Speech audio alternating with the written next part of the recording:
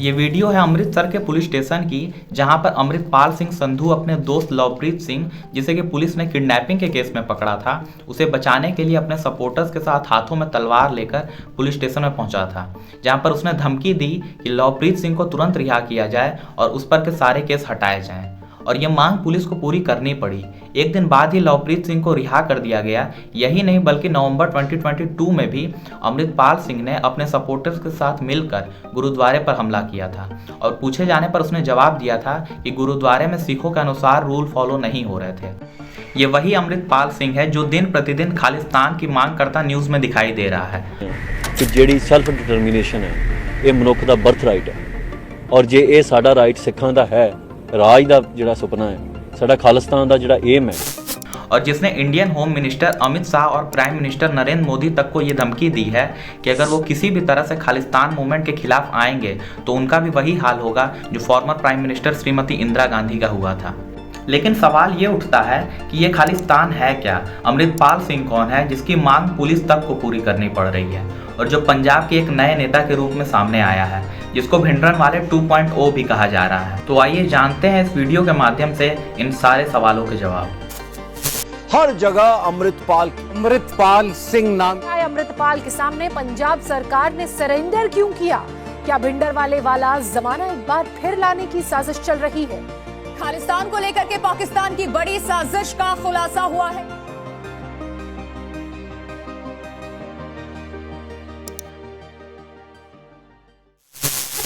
पहले हम आपको बता दें कि ये खालिस्तान है क्या, खालिस्तान का मतलब क्या है।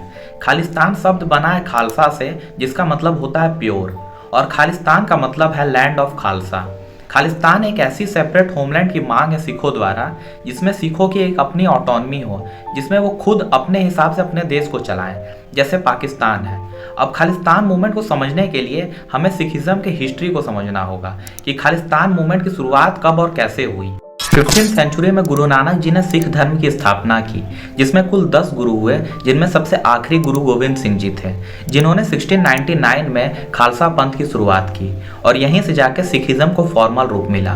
वैसे हम बता दें कि खालसा पंथ की शुरुआत बेसिकली इसलिए हुई थी जिससे सिख अपने फ्रीडम के लिए लड़ सकें, क्योंकि ये वही समय था जब मुगल बादशाहों के अत्याचार काफ़ी बढ़ गए थे और इसी समय औरंगजेब ने गुरु गोविंद सिंह जी के पिता गुरु तेग बहादुर को भी मरवाया था। गुरु गोविंद सिंह जी ने खालसा आर्मी की लीडरशिप बंदा सिंह बहादुर के हाथों में सौंपी। इसी के कुछ सालों बाद ये लीडरशिप महाराजा रणजीत सिंह के हाथों में चली गई। लेकिन 1849 में सेकेंड एंग्लो सिख वॉर में सिखों की हार होने के बाद सारे पंजाब और सिखिज्म पर पूरी तरह से अंग्रेजों का कब्जा हो गया और दलीप सिंह, जो कि महाराजा रणजीत सिंह के बेटे थे, उनको लंदन भेज दिया गया ताकि फिर से सिखिज्म का उदय ना हो। और ये वही समय था जब कोहिनूर हीरे को भी पंजाब से ब्रिटेन भेजा गया था।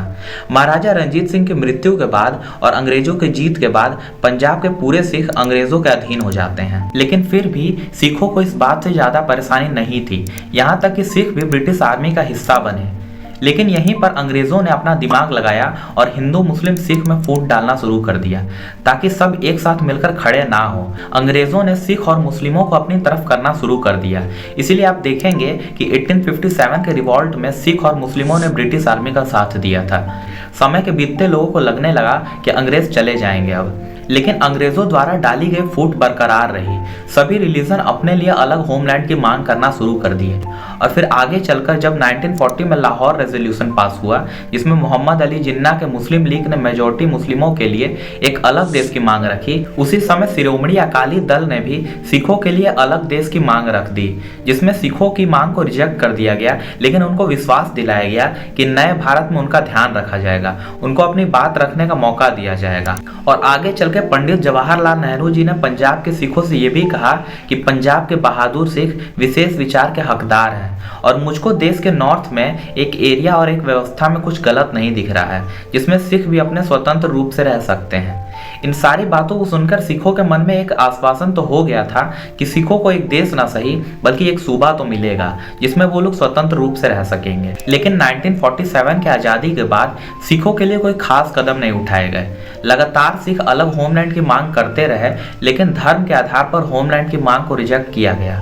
लेकिन अकाली दल जो कि सिखों के लिए अलग होमलैंड की मांग कर रहा था, उसको उम्मीद की किरण तब दिखाई दी जब 1953 में आंध्र प्रदेश को अलग राज्य बनाया गया, जो कि भाषा के आधार पर बना था। और फिर फाइनली 1 नवंबर 1966 में जाके सिखों को सफलता मिली, जब पहले वाले पंजाब जो कि कुछ इस तरह दिखता था, उसको 3 भागों में बांटकर Punjabi speaking majority state Punjab बनाया गया और Hindi speaking majority state Haryana और हिमाचल प्रदेश बनाया गया, और इन तीनों के बीच में चंडीगढ़ बनाया गया जो कि यूनियन टेरिटरी होगा।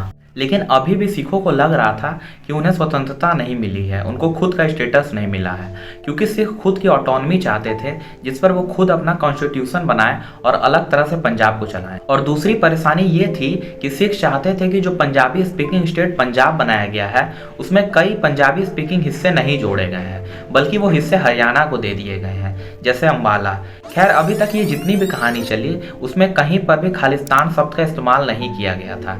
खैर, कुछ दिनों तक ये मामला शांत पड़ गया, लेकिन 13 अक्टूबर 1971 को अमेरिकी न्यूज़पेपर न्यूयॉर्क टाइम्स में एक विज्ञापन छपा जिसमें खालिस्तान शब्द का इस्तेमाल पहली बार किया गया था। इस विज्ञापन को छपवाने वाले का नाम था जगजीत सिंह चौहान, जो कि एक समय पंजाब विधानसभा का डिप्टी स्पीकर रह चुका था। इसी व्यक्ति ने खालिस्तान आंदोलन की शुरुआत की, जिसमें उसने कहा कि सिखों के लिए एक अलग देश होना चाहिए, और जगजीत सिंह चौहान जिस खालिस्तान की मांग कर रहा था उसमें पंजाब, हरियाणा, हिमाचल प्रदेश और राजस्थान के भी कुछ हिस्से थे। आगे चल के इस आंदोलन में पाकिस्तान ने भी साथ दिया, इसीलिए आप देखेंगे कि खालिस्तान की मांग जब भी उठती है तो उसमें कभी भी पाकिस्तान के पंजाब को नहीं जोड़ा जाता है। अब पाकिस्तान ऐसा इसलिए कर रहा था क्योंकि जब 1971 में पाकिस्तान का पार्टीशन हुआ था, जिसमें ईस्ट पाकिस्तान को बांग्लादेश बनाया गया था, उस समय इंडिया ने भी बांग्लादेश का साथ दिया था।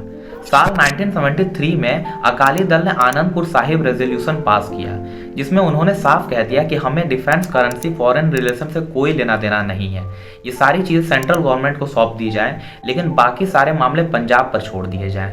इस रेजोल्यूशन में साफ तरह से एक देश की मांग करी गई थी, लेकिन इस प्रस्ताव को इंदिरा गांधी ने रिजेक्ट कर दिया और कहा कि यह ऑटोनॉमी की मांग नहीं है, बल्कि यह प्रस्ताव देशद्रोही है। और इधर एंट्री होती है जरनैल सिंह भिंडरनवाले की, जो कि दमदमी टकसाल का एक लीडर था, जो कि लोगों तक धार्मिक बातों को पहुंचाने में काफ़ी प्रचलित हो रहा था, जैसे कि सिख बाल ना कटाएं, नशा ना करें, शराब ना पिएं। इन सारी बातों को सुनकर लोग भी काफ़ी प्रभावित हो रहे थे, क्योंकि कई सालों बाद कोई एक ऐसा लीडर आया था जो कि धार्मिक बातें कर रहा था, खालसा को प्रमोट कर रहा था। धीरे धीरे भिंडरनवाले की फैन फॉलोइंग बढ़ते जा रही थी। दूसरी तरफ कांग्रेस एक ऐसे व्यक्ति की तलाश में थी जो कि अकाली दल के चैलेंजर के रूप में खड़ा हो सके। तभी नेता कमलनाथ जी की नज़र भिंडरनवाले पर पड़ती है और उस बात को वो संजय गांधी जी को बताते हैं। इस बात पर सोच विचार करने के बाद कांग्रेस भिंडरनवाले को पॉलिटिकल फ्रंट के रूप में खड़ा कर देती है।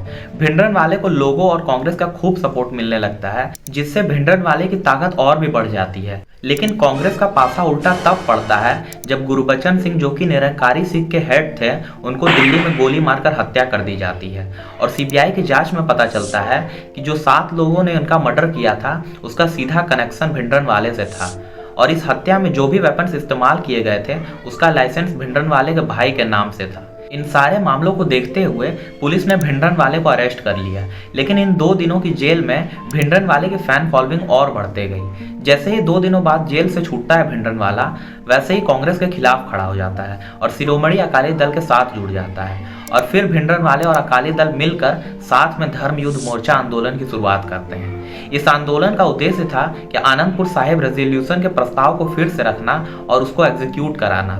इस आंदोलन की सीधी सी मांग थी खालिस्तान। इस आंदोलन के चलते कई जगहों पर प्रदर्शन होने लगते हैं। भिंडरनवाले और भी भड़काऊ भाषण देने लगता है, जैसे उसका कहना था कि सिख हिंदू प्रॉब्लम को खत्म करने के लिए सिखों को कम से कम 32 हिंदुओं का मर्डर करना होगा। कुछ दिनों बाद 1983 में अकाली दल के प्रेसिडेंट हरचंद सिंह लोंगेवाल ने अमृतसर के गोल्डन टेम्पल में भिंडरनवाले को रहने का ठिकाना दे दिया। फिर यहीं से भिंडरनवाला अपने सारे काम को आगे बढ़ाने लगा, यहाँ तक कि गोली बारूद और अलग अलग वेपन्स को भी गोल्डन टेम्पल में ही रखने लगा। देखते ही देखते भिंडरनवाले की हिंसक गतिविधियां इतनी ज़्यादा बढ़ गई, जिसके कारण 1 जून 1984 को इंदिरा गांधी जी को ऑपरेशन ब्लू स्टार लॉन्च करना पड़ा, जिसमें भिंडरन वाले तो मारा गया, लेकिन उसके साथ ही इस ऑपरेशन में 400 लोग मारे गए और 1100 से ज्यादा लोग घायल हुए। साथ ही साथ गोल्डन टेम्पल को भी काफी हानि पहुंची और इन सारी गोल्डन टेम्पल की हानियों को देखकर सिखों को धार्मिक चोट पहुंची और ये चोट सिखों के लिए इतनी बड़ी थी जिसके कारण 31 अक्टूबर 1984 को इंदिरा गांधी जी के 2 सिख बॉडीगार्ड्स ने उनको 18 गोली मारकर उनकी हत्या कर दी। फिर इसके बाद शुरू हुआ एंटी सिख राइट्स, जहां पर भी सिख दिखते उनको मारा गया, सिखों के दुकान को जलाया गया, उनके घर दुकानों को लूटा गया। सरकार के अनुसार दिल्ली में लगभग 2800 सिख मारे गए और पूरे देश भर में 3350 सिख मारे गए। इतना सब होने के बाद भी ये मामला शांत नहीं हुआ। कुछ खालिस्तानी आर्मी अभी भी भड़की हुई थी क्योंकि उनको बाहरी सपोर्ट मिल रहा था, बाहरी देशों से, चाहे वो वेपन्स का सपोर्ट हो या फिर पॉलिटिकल सपोर्ट। जैसे पाकिस्तान, कनाडा, लंदन के सिख ऑर्गेनाइजेशन ने खूब साथ दिया था। इसीलिए आप देखेंगे कि 1984 से लेकर 1990 तक जहां देखो वहां bomb blast, train attack, kidnapping, robbery, mass killing होते रहे। यहां तक कि अगस्त 1986 में ऑपरेशन ब्लू स्टार के जो चीफ थे, जिनका नाम जनरल AS वैद्य था, उनको भी खालिस्तानी आर्मी ने मार गिराया। लेकिन फिर ये मामला कुछ दिनों के लिए शांत पड़ गया। लेकिन खालिस्तान की मांग एक बार और उठी जब एंट्री होती है अमृतपाल सिंह संधू की। अमृतपाल सिंह संधू जो कि अमृतसर पंजाब के जल्लूपुर खेरा गांव का रहने वाला है। अगर इसके एजुकेशन की बात करी जाए तो ये 10th पास है और इसकी उम्र 30 साल है और ये कुछ समय पहले दुबई में अपने फैमिली ट्रांसपोर्ट के बिजनेस को संभालता था। ये अचानक से अगस्त 2022 में पंजाब आता है। अभी तक इसकी कोई खास आइडेंटिटी नहीं थी, अभी तक इसको कोई ज्यादा लोग जानते नहीं थे। तभी 29 सितंबर 2022 को पंजाब के मोगा डिस्ट्रिक्ट के गांव में एक प्रोग्राम रखा जाता है जहां पर अमृतपाल सिंह संधू को वारिस पंजाब डे का हेड बना दिया जाता है। हम बता दें कि वारिस पंजाब डे वही ऑर्गेनाइजेशन है जिसका गठन 2021-2022 के किसान आंदोलन के समय हुआ था, जिसके फाउंडर एक्टर दीप सिद्धू थे। अगर बात करी जाए इस संगठन के उद्देश्य की तो दीप सिद्धू ने इस संगठन की शुरुआत पंजाब के किसी भी धर्म, चाहे वो हिंदू हो, मुस्लिम हो या फिर सिख हो, उनके अधिकारों के मांग के लिए किया था। लेकिन फरवरी 2022 में एक्टर दीप सिद्धू के एक्सीडेंट में मौत होने के बाद इस ऑर्गेनाइजेशन की लीडरशिप अमृतपाल सिंह के हाथों में चली जाती है, जिसके बाद अमृतपाल सिंह इस ऑर्गेनाइजेशन का उपयोग खालिस्तान की मांग के लिए करने लगता है। अमृतपाल सिंह का मानना है कि जब हिंदू राष्ट्र की मांग कर सकते हैं तो खालिस्तान की मांग हम क्यों नहीं कर सकते हैं। तो दोस्तों ये थी खालिस्तान मूवमेंट के ऊपर एक डिटेल वीडियो।